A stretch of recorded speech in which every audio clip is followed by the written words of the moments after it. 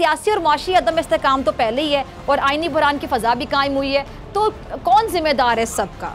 कि ये इनके पास कोई स्ट्रैटेजी नहीं है पाकिस्तान को चलाने की, कोई प्लान नहीं है जो पाकिस्तान की इकोनॉमिक वोज है, यानी कि जो माशी सूरत हाल है उसको एड्रेस करने की। इनको पता ही नहीं क्या करना। एक प्लान इनके पास था, अपने नैब के केसेस उन्होंने जो है वो फारिग करवाने थे। ज़ैदी साहब, इलेक्शन कमीशन ने अपनी और आपने अपनी यकीनतों पर तैयारियां शुरू कर दी हैं, मगर पिछले 1.5 माह के दौरान सियासी जमातों का जो तासुर अवाम तक पहुँचा है वो मैं बड़े अफसोस के साथ कहूँगी कि बहुत ही बुरा था। सियासी और माशी अदम इस्तेकाम तो पहले ही है और आईनी बुरान की फजा भी कायम हुई है, तो कौन जिम्मेदार है सबका? फिजा, देखें, बड़ा इंटरेस्टिंग और अच्छा सवाल आपने पूछा। जिम्मेदार हुकूमत वक्त है।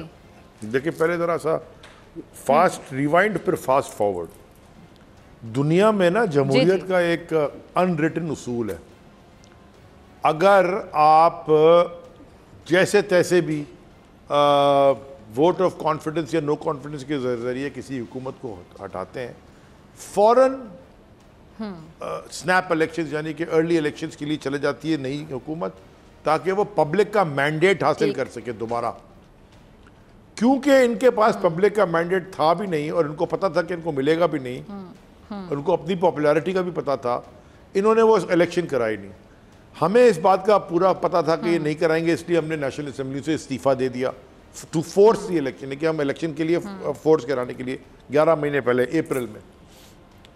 अब आ जाए फास्ट फॉरवर्ड, 2 हुकूमतें हमने कुर्बान की, यानी कि हम बाई इलेक्शन जीतते आए, हम पंजाब की हुकूमत बनाने में कामयाब हुए, KPK में हमारी हुकूमत थी, और वो हमने फिर इसीलिए किया इलेक्शन फोर्स करने के लिए, हुकूमत कुर्बान। अब हम इलेक्शन क्यों फोर्स करें? अगर हम पावर पॉलिटिक्स कर रहे होते, हमने हिलना ही नहीं था, हम बैठे रहते आराम से असेंबलियों में, और हम बैठे रहते, दोनों हुकूमतें हमारे पास थी, 70% पाकिस्तान 65% पाकिस्तान हमारे पास हुकूमत हम कर रहे थे। हम क्यों ये बार बार कुर्बानी देते रहे? इसलिए कि हमें इस बात का खदशा नहीं था, हमें इस बात नज़र भी आ रहा था, writing was on the wall as they say in English, कि ये इनके पास कोई स्ट्रैटेजी नहीं है पाकिस्तान को चलाने की, कोई स्ट्रैटेजी नहीं है, कोई प्लान नहीं है जो पाकिस्तान की इकोनॉमिक वोज है, यानी कि जो माशी सूरत हाल है उसको एड्रेस करने की।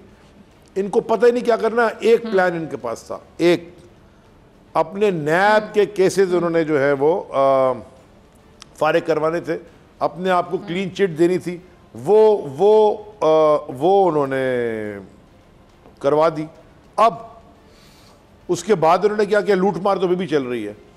तीसरी चीज़ उन्होंने की, इकोनॉमी को तबाह कर दिया, क्योंकि इनके पास कोई प्लान नहीं था। कभी मिफ्ता अपनी स्टोरी सुना रहा है, कभी ये सागदार साहब आके अपनी कहानियां दे रहे हैं, ये हो गया।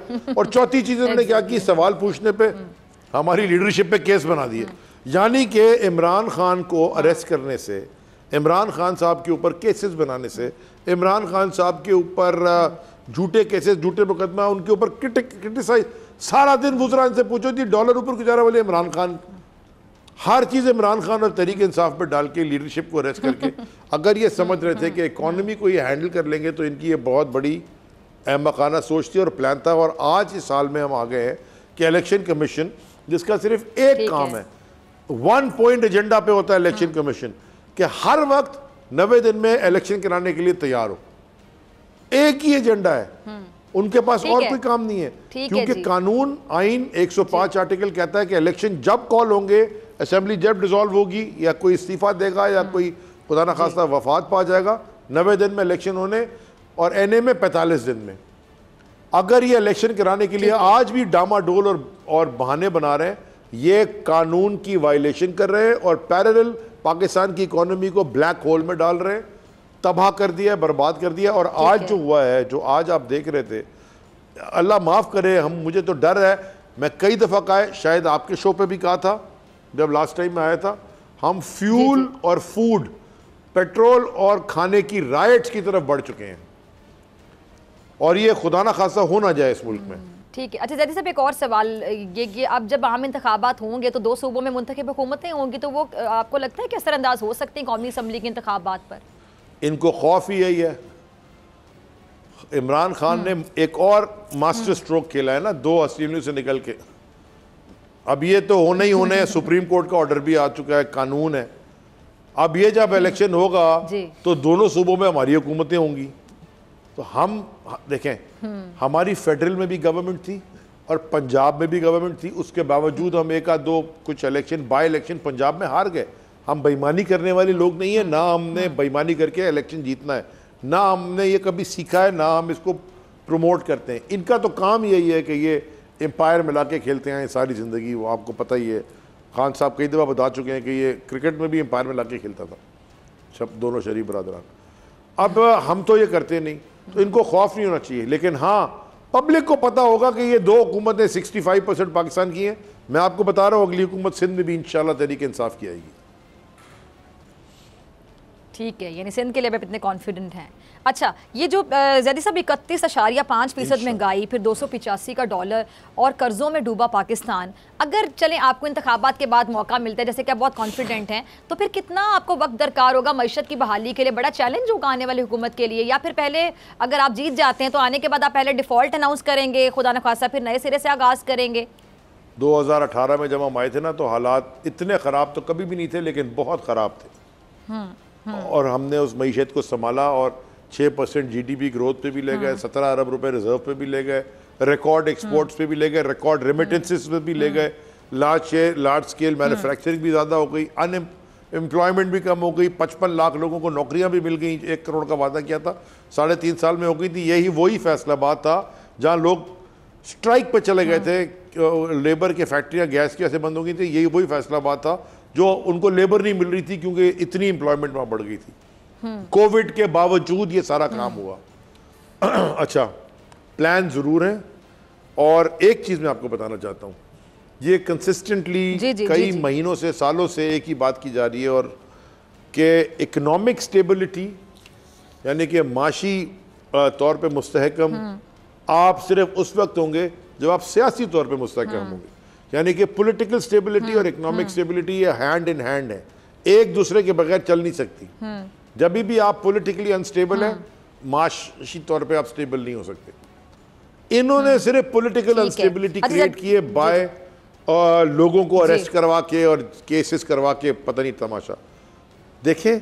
और दूसरी चीज, एक बड़ा अहम सवाल क्यों इलेक्शन की बात है, जब पब्लिक मैंडेट, एक आखिरी बात मेरी सुन लें, जब पब्लिक मैंडेट के साथ कोई हुकूमत आती है, जब लीडरशिप के पीछे अवाम खड़ी होती है, फिर अवाम के साथ मिलके ये मसलों से निकाला जाता है। इनके पीछे अवाम ही नहीं है, ये क्या करेंगे? अच्छा ज़ैदी साहब, एक अहम सवाल आपकी मौजूदगी का फ़ायदा उठाते हुए, आप 2018 से 22 तक बहरी अमूर के वज़ीर रहे हैं और 2 साल पहले के जो किमाड़ी में पुरस्कार हलाकतों का वाक़या पेश आया है, अब ये जो पुलिस ने एक तहकीकाती रिपोर्ट में इंकशाफ किया है कि जी जो केपीटी टर्मिनल्स हैं वहाँ पे जी धुएँ का मुशाहिदा किया गया है, खाम माल के जो बारीक ज़र्रात हैं उसकी शक्ल में फैला हुआ जो धूल है उसकी वजह से कह रहे जी आबादी को बड़े ख़तरात लाहक हैं। तो ये जो बुनियादी जिम्मेदारी है केपीटी की, वो तो ये है ना कि माहौलियात से मुतालिक कवानीन पे जो मुकम्मल अमल दरामद है वो करवाया जाए, लेकिन माहौलियात और जो एयर क्वालिटी उसको बेहतर बनाने के लिए क्या इकदाम नहीं किए गए? और इनकी आप मुजरिमाना गफलत कह सकते हैं, इसकी वजह से पोर्ट पर काम करने वाले जो लोग हैं और जो करीबी रिहायशी इलाकों के लोग हैं, मकीन हैं, वो इन खतरनाक गैसों से मुतासिर हो रहे हैं, क्योंकि आपके पास ये वजारत रही है। मतलब क्या इकदाम किए जाते हैं, क्या किए जाते हैं, फिर जिम्मेदारी किस पर आती है? मैं आपको बड़ा क्लैरिटी, जबरदस्त और बहुत बहुत शुक्रिया ये सवाल उठाने का, क्योंकि मासूम लोग बेचारे मारे गए जिनका कोई जिनको कोई इशू। देखें, जब पहली दफा या उस वक्त मैं वजीर था ये हुआ, इन्होंने कहा जी सोयाबीन का जहाज लगा हुआ है, उसमें से फ्यूम्स उठ रहे हैं और वो फ्यूम से लोग मर गए। मैं जाती तौर पे अस्थमा का पेशेंट हूँ, यानी कि मेरी जेब में हर वक्त पंप होता है, जो इनहेलर जिसे कहते हैं। आज प्रेस कॉन्फ्रेंस में भी आप स्टेरॉइड वाला इनहेलर होता है। जी मैं ये कही था, मेरी जेब में होता है, अभी भी है। इन्होंने जब ये कहा तो मैंने कहा ये बड़ी अहमकाना बात है। मैं वहां गया, उस इलाके में मैं वहां गया, केपीटी अस्पताल में जहां पे लोगों का हुआ। फिर उन्होंने कहा जी वो जहाज में से धुआं उठा। मैं उस केपीटी के में जो जहाज सोयाबीन का लगा हुआ था, अमेरिका से आया हुआ, मैं उस जहाज में गया, उस जहाज के ऊपर चढ़ा और उस जहाज में लेबर काम कर रही थी और सारी लेबर वहां काम करती थी, वो कोई नहीं लेबर बीमार हो रही थी। वो जहां पे अमवात हुई थी और वो जहाज में वो कहते एज ए क्रो फ्लाइज, यानी कि अगर आप सीधी लाइन खींचे 1.25 किलोमीटर का फर्क है। तो वो इतनी बड़ी हवा समंदर की 1.25 किलोमीटर दूर एक गली में जाके लोग बेचारे इंतकाल कर गए, रास्ते में किसी को कुछ नहीं हुआ। आप मेरी बात समझिए। मैंने थोड़ी सी स्टडी की और मैंने कोई इन्वायरमेंटलिस्ट लोकल और इंटरनेशनल सारों को मैंने फिर इधर उधर फ़ोन खड़काया, ढूंढा, पता किया। उन्होंने मुझे कहा कि जी इशू ये है कि जो इलाका है ये केपीटी का जंगल, ये जो किला, मुझे अभी इसका दिमाग याद नहीं आ रहा, केमाड़ी का, ये रिक्लेम लैंड पे बना हुआ है जी। और रिक्लेम लैंड के नीचे कचरा भी है और सूवेज पाइपलाइंस भी हैं और कंसिस्टेंटली जमीन के अंदर गैसेस का कंबशन होता रहता है। और उस गैस को कहते हैं H2S, हाइड्रोजन सल्फाइड। ये बड़ी जहरीली गैस होती है।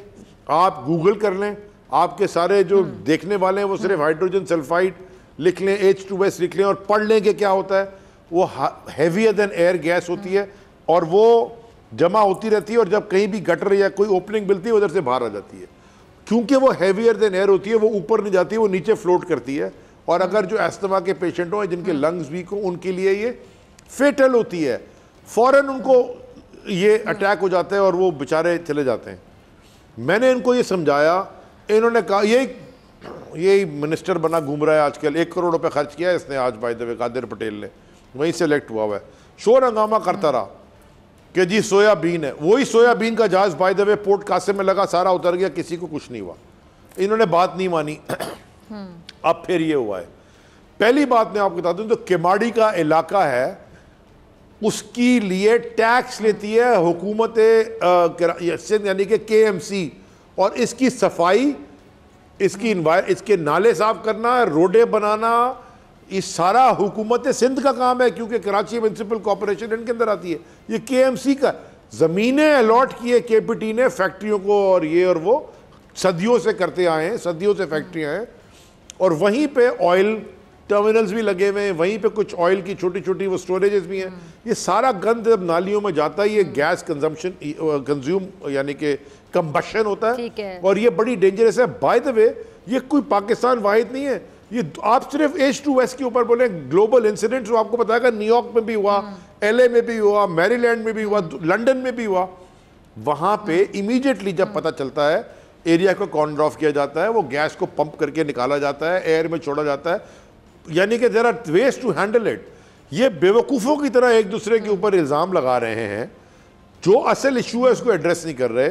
और कभी कहते हैं जी नीचे फैक्ट्रियाँ गलत हो गई, कभी कहते हैं मैंने तो अपने ज़माने में कोई भी फैक्ट्री नहीं दी। और बाय द वे जो वहाँ फैक्ट्रियाँ लगी हुई भी अगर कोई हैं, वो सारी 40-40 साल से लगी हुई है और बहुत सारों ने स्टे लिए हुए हैं हाई कोर्ट्स में जाके, उनकी लीजें खत्म हो गई है, लीजें रिन्यू नहीं कराई हुई। अभी मैं हाई कोर्ट के स्टे का क्या करूं? सो ये बड़ा एक कॉम्प्लेक्स सिनेरियो है जिसका सोल्यूशन आसान है, लेकिन वो कभी सोचना चाहते नहीं।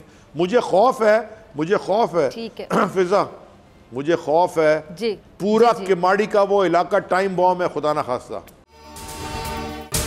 अगर आपको ये वीडियो पसंद आई तो सब्सक्राइब करें और बेल आइकन पर क्लिक करें।